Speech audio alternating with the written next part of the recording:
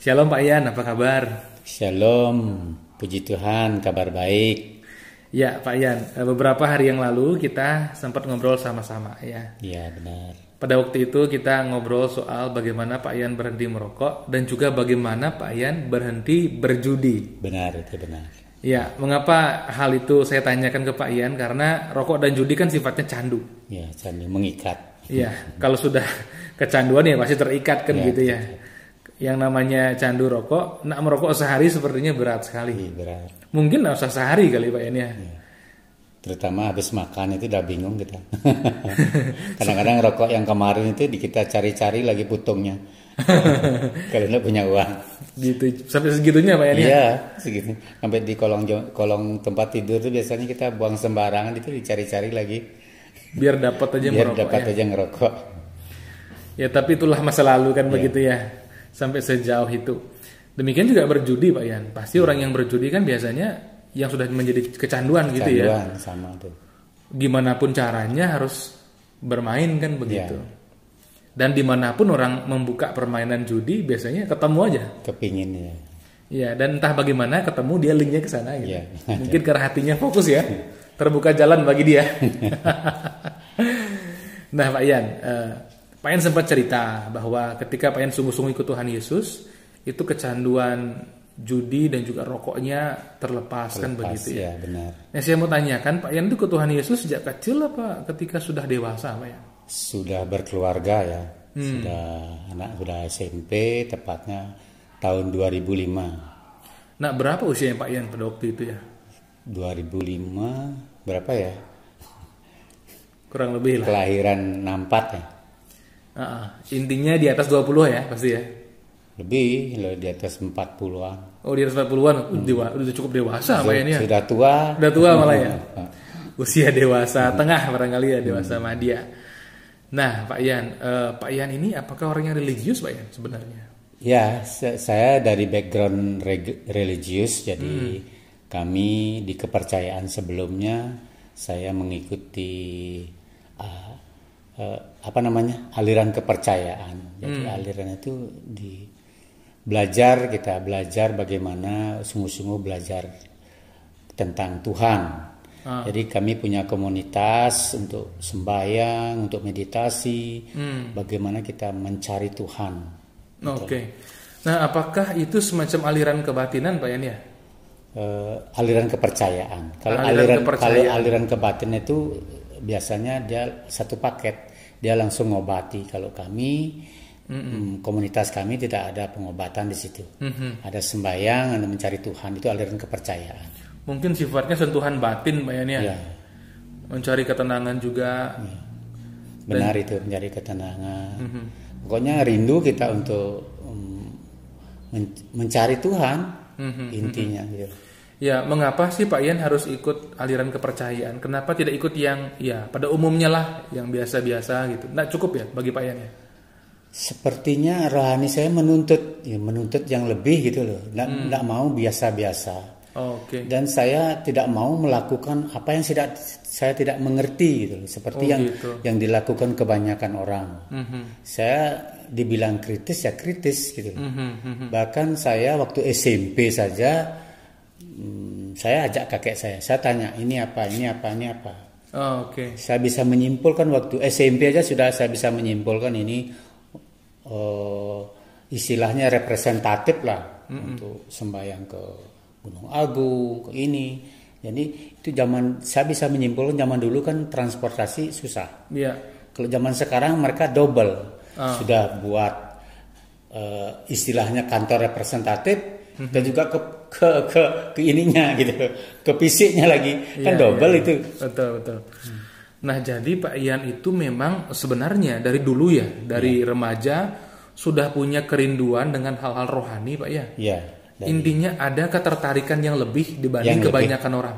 Iya benar. Kok pengen tahu hal-hal rohani, menyelami, mungkin juga mengalami gitu Pak Ian ya. Iya. Nah itu yang mendorong Pak Ian akhirnya untuk ikut aliran kepercayaan. Iya. Nah apakah dampak positif yang Pak Ian dapatkan di sana dulu?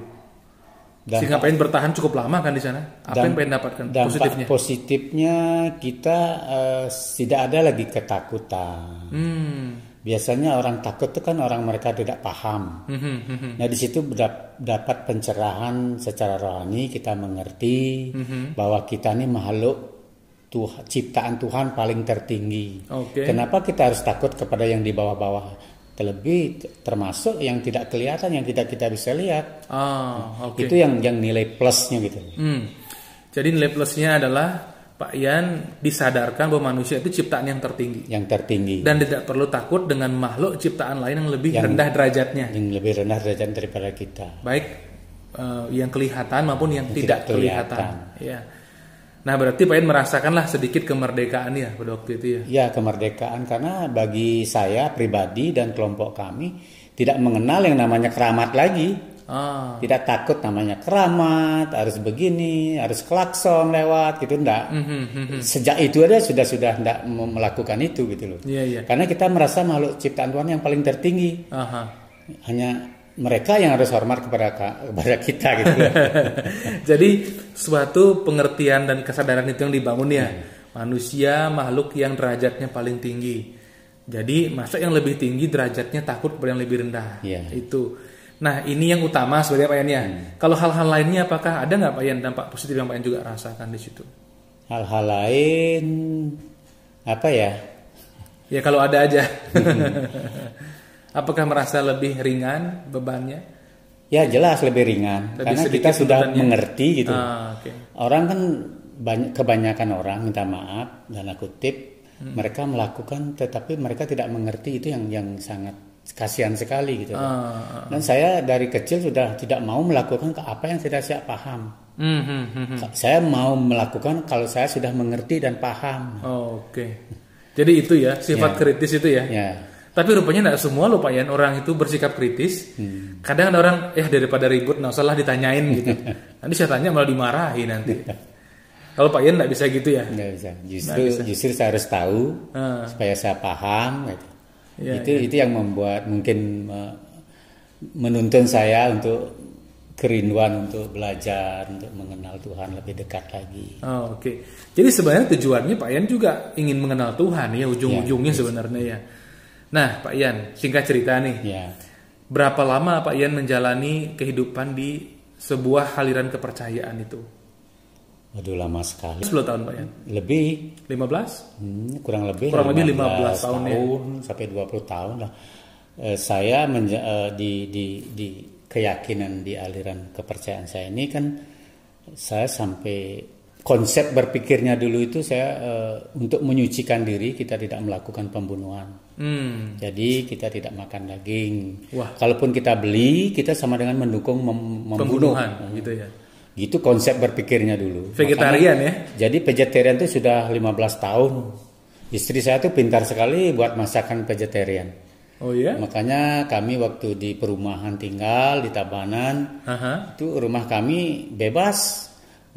Biasanya orang Muslim kan tidak mau minta di tempat kita. Itu dia biasa karena kita tidak makan daging. Gitu ya. Menurut Pak Ian ya, ini intermezzo barangkali ya. Mana yang lebih sehat rasanya Pak Ian? Pada waktu itu pada waktu itu apakah makan daging apa tidak makan daging? Tergantung mungkin kondisi tubuh ya. Tergantung kondisi tubuh. Kalau saya pribadi lebih sehat tidak makan daging. Ya, lebih kuat kita ininya. Baik dalam pikiran kita jernih gitu. Memang awal-awalnya kita lemes ya, ngantuk mungkin udah terbiasa, kita udah puluhan tahun udah biasa, bahkan puasa 3 hari nonstop aja udah biasa itu. Pada zaman itu di aliran kepercayaan itu nonstop loh, nggak minum, nggak apalagi makan, minum aja nggak itu. Nah ketika Pak Ian sudah punya kesadaran lebih lah tanda kutip kemudian menjalani hidup dalam aliran kepercayaan itu, apakah Pak Ian menemukan kepuasan di sana? Kepuasan tertentu begitu? Ya ada kepuasan tertentu. Jadi kepuasannya gimana? Kita ketemu sesama, kita sharing. Kalau kita sudah ketemu komunitas, sharing ada mengenal waktu sampai kekurangan waktu kalau kita membicarakan kebesaran Tuhan. Di situ sukacitanya, kesenangannya, kepuasannya luar biasa. Makanya di rumah kami dulu di perumahan di Tabanan itu tiada hari tanpa tamu. Tamu-tamu teman-teman spiritual Oke, orang-orang spiritual Ya. ya. Berarti memang dengan ikut aliran kepercayaan, membangun komunitas bersama mereka, nilai-nilai yang sama, Ya. itu sangat membuat Pak Ian hidupnya adalah kepuasan tertentu ya daripada sebelumnya. Sebelumnya. Nah, kayaknya kan Pak Ian sudah semakin memuncak nih ya kehidupan spiritualnya pada waktu itu. Ya. Banyak kemajuan dibanding katakanlah orang-orang pada umumnya gitu loh Pak Ian. Nah, pertanyaan saya adalah kenapa Pak Ian kok jadi ikut Yesus sih? Kan bukankah tadi di aliran kepercayaan itu Pak Ian mendapat pengertian kan? Tidak lagi hidup dalam ketakutan. Ya. Tidak lagi hidup dalam beban yang berat. Ya. Punya teman-teman yang memiliki nilai-nilai yang sama. Ya. Pokoknya ada sukacita juga, Benar. ada ketenangan juga, Benar. ada kepuasan tertentu juga. Tapi kok masih mau ikut Yesus Pak Ian? Apa sebabnya? Nah, awalnya saya tersinggung loh. Tersinggung? Marah, besar. Itu udah pas bom tahun 2005 itu bom Bali 2. Saya waktu itu bergabung di taksi konvensional ya, di Bluebird ya katakan. Itu waktu bom Bali 2 tuh kita nyari setoran 100.000 aja susah. Tamunya benar-benar sepi. Oke. Kita mengambil ngambil taksi itu kan minyaknya full. Nah, ketika kembali lagi mereka punya alat untuk ngukur. Kalau di ampere itu masih bisa nipu 2 sampai 3 liter gitu, 4 sampai 5 liter lah. Bayangkan kita mau nyari uang, kadang-kadang kita nggak dapat setoran itu kita dibuatkan kasbon. Kalau biasanya kan supir-supir taksi itu dia bawa botol aqua tanggung itu, besar itu. Aqua besar ya. Nanti sampai mau dekat pangkalan diisi lagi biar full gitu. Tapi isinya bensin dong. Bensin, bukan air aqua ya. Bensin. Gitu. Oke. Nah, satu ketika itu waktu itu di Pantai Kuta ya, pinggir pantai. Berjejer tuh taksinya. Ada 4 taksi waktu itu, Wahana, Komotra, Ngurah Rai, Bluebird. Iya. Kami ngumpul sama Bluebird gitu. Saya pernah nanya ke seorang teman, yaitu sesama supir Bluebird, dia orang NTT. Iya. Saya nggak tahu karena supirnya banyak 1.500. Iya. Waktu itu. Saya tanya, kamu nyetor kemarin berapa nyetor? Gitu. 600.000. Kenapa? Gimana caranya? Ya saya berdoa. Di situ saya marah saya Pak. Saya marahnya kenapa? Saya ini loh mati-matian nyari Tuhan. Bahkan saya sudah menyiksa diri, menyucikan diri dengan tidak makan daging. Vegetarian, konsep berpikirnya waktu itu. Iya. Apa sih bedanya saya dengan dia? Dia berdoa aja bisa nyetor gitu. Kok dia santai berdoa aja? Santai aja berdoa. Saya setengah mati nggak dapat apa-apa gitu ya. Iya. Akhirnya saya pernah ngantar muatan di salah satu gereja di Nusa Dua, itu kenal dengan hamba Tuhan. Ke situ saya bawa taksinya. Gitu. Saya menyampaikan, saya tanya Pak Pendeta masih ingat dengan saya? Loh, dari mana? Saya dari Tabanan. Beliau itu kan hanya banyak mengingat banyak orang, jadi nggak tahu. Gitu. Nah, apa yang saya bisa bantu? Dia begitu. Ini Pak Pendeta, ini bukan masalah saya, masalah kami semua supir taksi. Nyari setoran 100.000 aja susah. Tapi saya punya teman orang Kristen, dia katanya berdoa bisa nyetor 600.000 loh. Kita 50.000 aja susah nyari. Bisa nggak saya didoakan? Saya masih ingat. Akhirnya. Jadi Pak minta doa dengan Pak Pendeta di sana. Iya. Oh gitu. Karena kami orang-orang spiritual itu orang yang universal terbuka. Jadi kita meyakini semua. Oke. Terus? Akhirnya saya didoakan di situ. Didoakan terus besoknya. Nah, makanya begitulah cara Tuhan menangkap saya. Gitu. Makanya saya bilang menangkap karena setelah saya belajar ternyata Tuhan yang memilih saya, bukan saya yang memilih Tuhan Yesus. Nah, di situ besoknya pagi-pagi sekali saya sudah dapat cataran ke Ubud. Itu lebih lagi 600.000 itu. Oh iya? Teman-teman 50.000 aja belum dapat gitu. Wah, ternyata di sini terbukti gitu ya. Nyambung doanya gitu loh. Iya. Jadi saya di situ belajar, besoknya datang lagi. Nah, setelah saya datang besoknya saya menyampaikan kesaksian.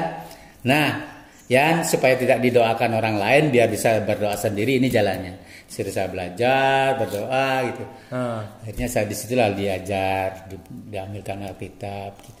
Akhirnya setelah itu Karena saya lebih mantap rasanya karena orang-orang spiritual tuh udah pikirannya udah ke Tuhan gitu loh. Tapi disitulah saya pribadi loh merasakan kok di sini lebih nyambung doanya gitu. Akhirnya saya menyatakan diri, Pak Pendeta, minggu depan saya siap dibaptis. Gitu. Wih, langsung ke sana Pak? Iya. Jadi terbukti ya, Yesus itu terbukti real dalam hidupnya Pak Yan. Ya. Gitu. Nah, setelah itu saya sampai di rumah, saya menyaksikan kepada istri saya gitu, bahwa ini loh, ternyata di sini bagus loh, nyambung doanya. Bagaimana kalau kita ikut ke Kristen aja? Marahlah istri saya. Dia seorang guru agama. Wah, saya kalau begitu kalau Pak mau masuk Kristen silahkan sendiri aja. Saya jangan diajak, anak saya jangan diajak.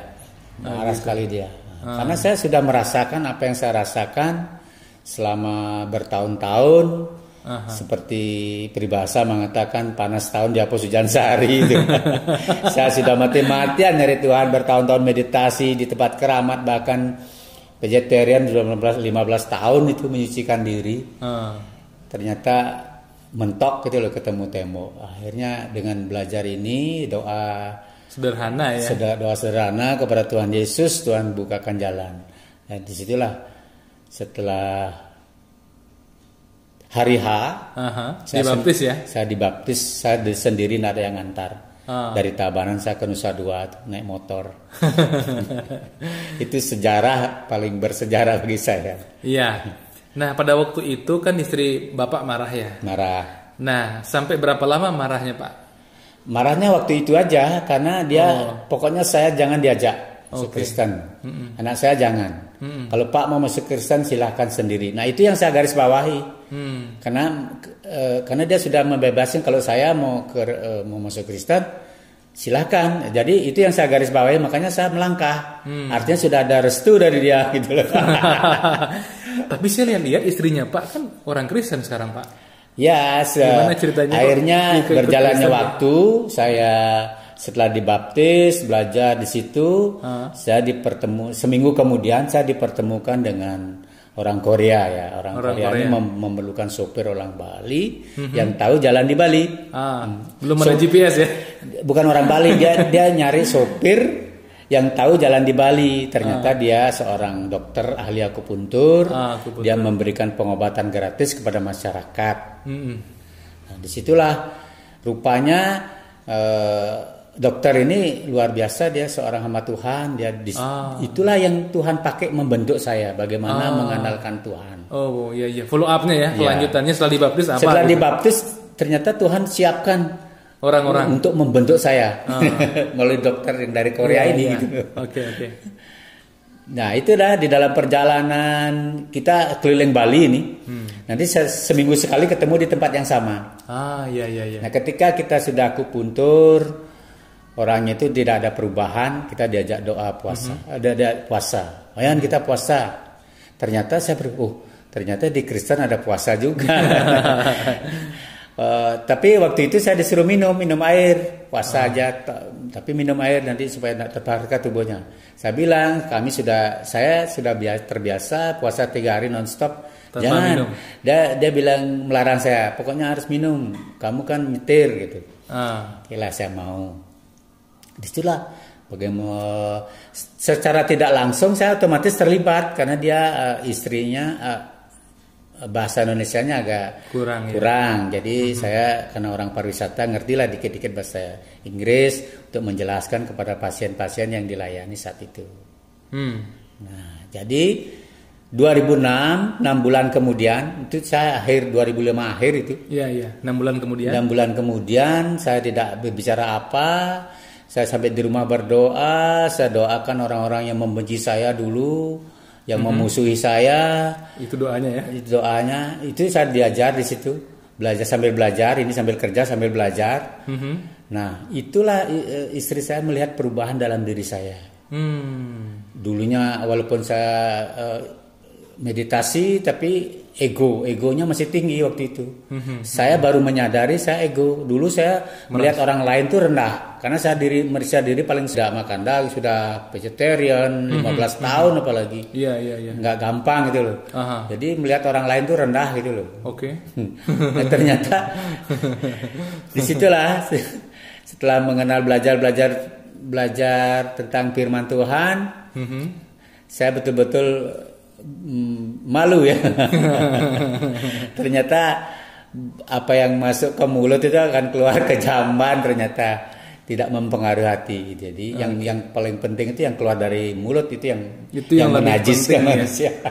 Iya. Nah, berarti 6 bulan kemudian istri Bapak ikut Tuhan Yesus. Dia menyatakan diri, "Pak, saya mau ikut." Karena rupanya dia bisik-bisik dengan anak-anak kami. Loh, Bapak kok berubah sekarang?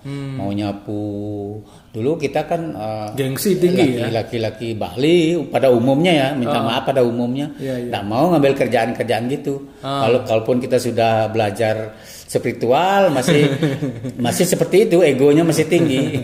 Apalagi merasa diri paling suci gitu. Double. Kelebihan vitamin E itu ego.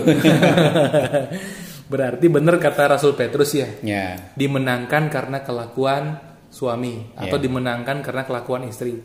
Rupanya di keluarga tuh gitu Pak ya. Kita bisa bersaksi kepada keluarga kita bukan karena pandainya kita berbicara, tapi ketika buah kehidupan kita jelas. Ya, buah-buah. Ketika Bapak hidupnya Pak Ian berubah dan jelas itu konsisten berubah, dilihat oleh istri, dilihat oleh anak-anak, itu rupanya yang membuat mereka terketuk. Ternyata Tuhan Yesus itu mengubah hidup suami saya menjadi lebih baik, lebih rendah hati, lebih damai, lebih bahagia gitu ya. Mungkin memancarkan damai itu. Memancarkan damai itu kuncinya. Iya. Wih, saya merasa sangat diberkati Pak Ian. Rupanya cara Tuhan untuk menangkap seseorang itu unik Pak Ian ya. Unik sekali. Kalau dengan Pak Ian ini dengan rasa haus, rasa ingin tahu, kekritisan pola pikirnya Pak Ian itu yang akhirnya menuntun Pak Ian dari aliran kepercayaan mendalam di situ sampai akhirnya justru ketemu Tuhan Yesus melalui krisis setelah Bom Bali ya. Iya, Pak Ian, saya merasa diberkati sekali. Kiranya sharing ini menjadi berkat bagi orang lain ya. Siapa tahu juga ada orang yang punya kasus yang sama dengan Pak Ian. Ya barangkali Pak Ian bisa berbagi cerita dengan mereka. Ya, dengan senang hati saya bisa berbagi cerita. Jadi ikut Tuhan Yesus luar biasa, kita diubahkan, dibentuk. Ada secara ajaib Tuhan membentuk kita. Kita tidak pernah mengerti, saya juga tidak paham.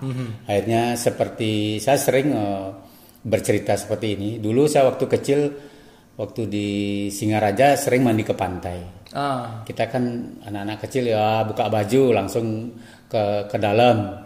Tiba-tiba baru sadar kita bajunya udah jauh gitu loh. Bajunya jauh ya. Itulah cara Tuhan mengubahkan kita. Kita tidak merasa kita diubahkan, tiba-tiba sudah cukup jauh berjalan kita ya. Cukup jauh dari posisi yang kita semula seperti baju tadi yang saya bilang itu. Iya. Akhirnya Pak Ian ketemu Tuhan Yesus dan di situ Pak Ian menemukan Tuhan yang nyata. Ya. Memberikan Pak Ian yang tidak bisa Pak Ian capai. Iya benar. Dari menolong pergumulan Pak Ian soal setoran taksi itu sampai akhirnya hal-hal yang lebih besar dari itu Pak Ian. Yang lebih besar itu apa terutama Pak Ian? Yang lebih besar dari pertolongan menyetor ini itu setoran taksi.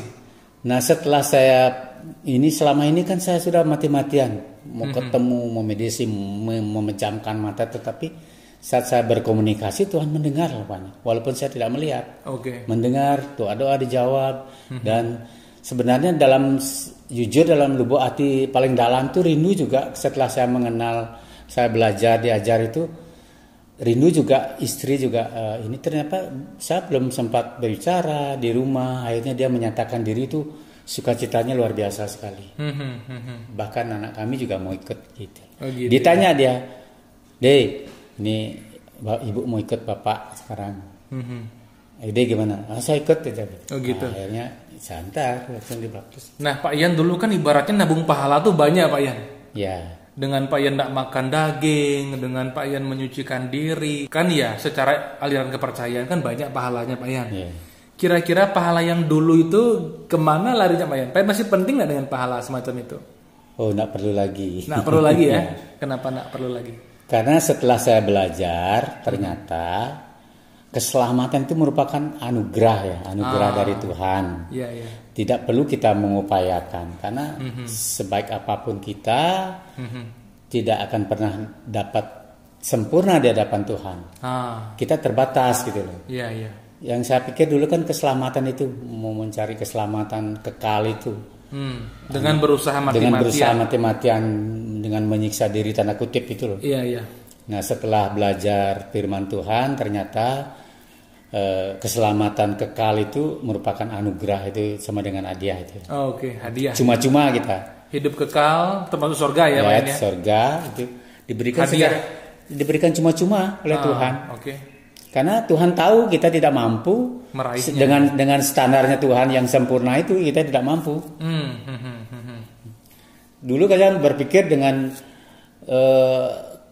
berpikir seperti dagang. Oke. Jadi dagang itu kayak timbangan kan. Dosa kita sedikit, kebaikan kita banyak, amal kita banyak, kita bisa berpikir bisa masuk surga. Ternyata jangankan sedikit, satu aja sudah mencemari perbuatan baik kita yang begitu banyak, itu amal kita yang banyak. Satu dosa mencemarkan semua perbuatan amal. Karena di surga tidak boleh ada satu dosa pun. Makanya tuntutan Tuhan itu sempurna.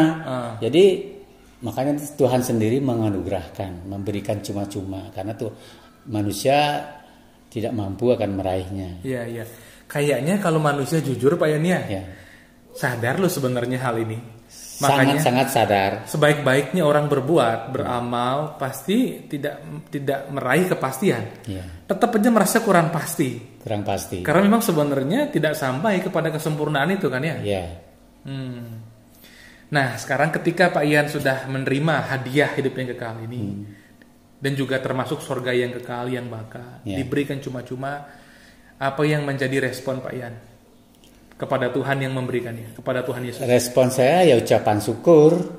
Jadi tugas saya sekarang hanya mengabarkan. Ini loh, tugasnya hanya memberitakan aja, menyampaikan kepada teman-teman, sahabat, saudara. Ini loh, di keselamatan itu anugerah gitu. Tidak bisa kita mengupayakan manusia. Jadi tugas kita hanya memberitakan, orang mau percaya mau tidak kan urusan mereka. Itu urusan mereka ya. Bukan urusan saya lagi. Tugas saya hanya menyampaikan berita kabar baik ini kepada mereka. Ya. Juga termasuk melalui cerita kehidupan Pak Yan dan perubahan yang terjadi. Ya Pak Yan, luar biasa ya.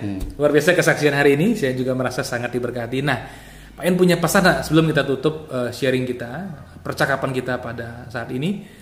Ketika misalnya ada pendengar kita dari kalangan spiritual Pak Yan, atau orang-orang yang dari aliran kepercayaan, Pak Yan punya pesan nggak bagi mereka? Pesan ya harus membuka hati. Harus membuka hati bahwa keselamatan itu hanya di dalam Yesus. Tidak ada di dalam siapapun. Karena Dia yang sudah, dulu pikiran saya waktu spiritual kan kita yang mencari Tuhan. Tidak mungkin kita yang berdosa, yang kotor ini mencari yang suci. Kecuali yang suci itu datang ke dunia mencari kita yang berdosa. Nah, itulah yang dilakukan Tuhan di dalam diri Yesus. Untuk kalau manusia berdosa itu kan harus yang menjadi caru manusia. Di dunia ini tidak ada manusia suci. Kalau manusia yang disucikan banyak, dengan ritual, dengan dan lain sebagainya, banyak. Manusia suci nggak ada, makanya Tuhan sendiri turun untuk menyelamatkan umat manusia yang berdosa. Dia menjadi caru di kayu salib itu untuk menebus dosa-dosa dunia yang percaya.